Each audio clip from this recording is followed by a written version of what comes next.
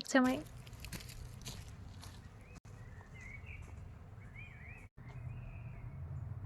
ইতালির এক শান্ত বিকেল, চারপাশে সবুজে ঘেরা, হালকা হালকা বাতাস বইছে।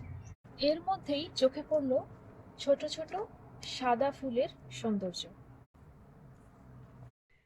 দেখতে অসাধারণ, কিন্তু এর মধ্যে লুকিয়ে আছে ইতিহাস, রহস্য আর নানা রকম গল্প।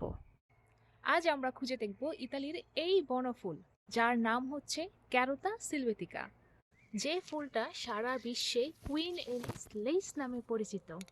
এই ফুলের বৈজ্ঞানিক নাম হচ্ছে ডাকেস ক্যারোতা,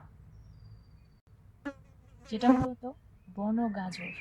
এই গাছটি মূলত ইউরোপ, এশিয়া এবং উত্তর আমেরিকায় সব থেকে বেশি দেখা যায়। চলো আমরা এবার এই গাছের বৈশিষ্ট্য শেয়ার করি।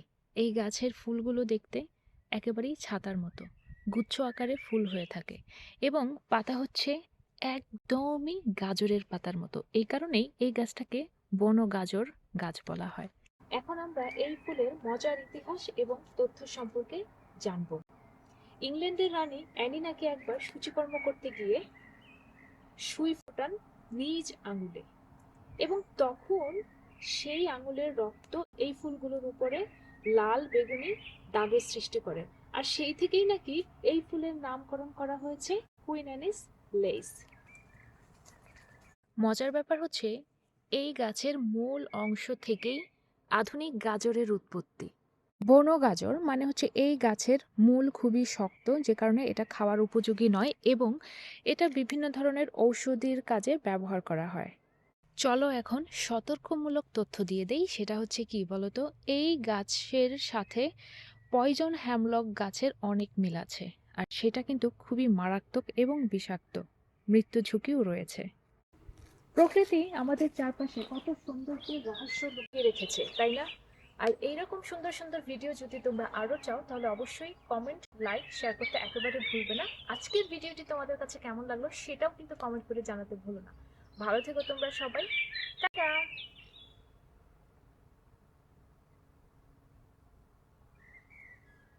এটা আমি বানিয়েছিলাম, দেখো কি সুন্দর করে মাথায় পড়ার জন্য। এই যে এখান থেকে ফুল নিয়ে আমার ভিডিও করা শেষ। এখন আমি এটা আসলে এখানে রেখে যাই।